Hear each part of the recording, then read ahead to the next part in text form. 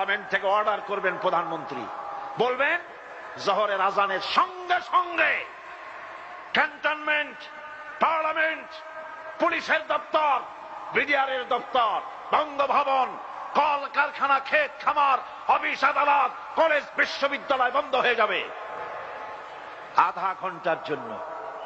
জোহরের নামাজ জামাতে আদায় করবে, নাস্তা বা দুপুরের খাবার খাবে, তারপরে আবার 1:30 থেকে বা 2টা থেকে অফিস আবার চালু হবে।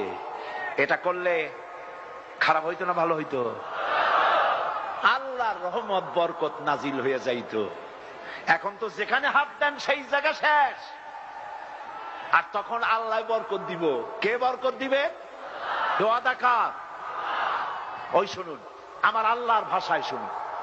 আল্লাহ রাব্বুল আলামিন বলেন, ওয়ালাউ আন্না হালাল কুরআ আমানু ওয়াত্তাকাউ লাফাতাহনা আলাইহিম বারাকাতিম মিনাস সামাই ওয়াল আরদ। আল্লাহ পাক বলেন, দেশের লোকেরা যদি আমার উপর ঈমান আনে আর আমাকে যদি ভয় করার নীতি অবলম্বন করে চলে, তাহলে আকাশ আর জমিনের বরকতের সব দরজা খুলে দেব। এ ওয়াদা কার? আকাশ জমিনের বরকতের সব দরজা খুলে দেব। কত খাবি? সারা পৃথিবীর সমস্ত প্রাণীর খাদ্য তিনি দেন। কে দেন? বাংলাদেশের এতগুলি মানুষ যিনি বানাইছেন, খাওয়ার বুঝি তোমার কাছে চাইবে?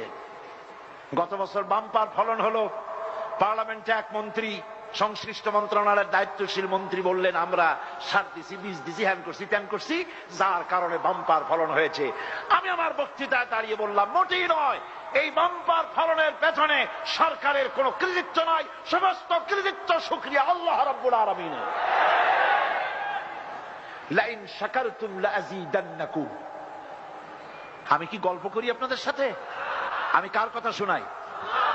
আল্লাহ পাক বলেন, লাইন শাকারতুম লাযীদান্নাকুম, যদি আমার নিয়ামতের শুকর আদায় করো নিয়ামত বাড়ায়া দেব। ওয়ালা ইন কাফারতুম ইন্না আযাবী লাশাদীদ, আর যদি কৃতজ্ঞ হও, শুকরিয়া আদায় না করো, মস্ত বড় শাস্তি দেব। গত বছর বাম্পার ফসলে, বাম্পার ফলনে শুকরিয়া আদায় করো নাই, এবার 30 লক্ষ টন খাদ্যশস্য ঘাটতি হয়ে গেছে। ঠিক কিনা?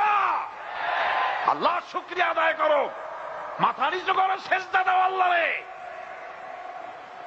আল্লাযীনা ইম্মাক্কান্নাহুম ফিল আরদ, আমি যদি মুমিনদের ক্ষমতা দেই, প্রথম কাজ হলো নামাজ। ইউনিভার্সিটির ভাইস চ্যান্সেলরের ইমামতিতে ছাত্র ছাত্রীরা যদি বা জামাত নামাজ আদায় করে, ওই বিশ্ববিদ্যালয় চোর ডাকাত গুন্ডা বদমাশ পয়দা হইতে পারবে? পারবে?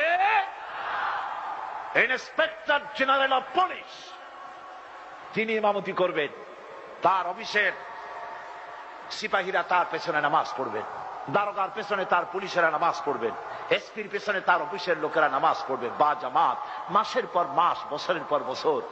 বুকে হাত দিয়া কর, এমন পুলিশের পিটাইয়াও ঘুষ খাওয়ানো যাবে? যাবে না।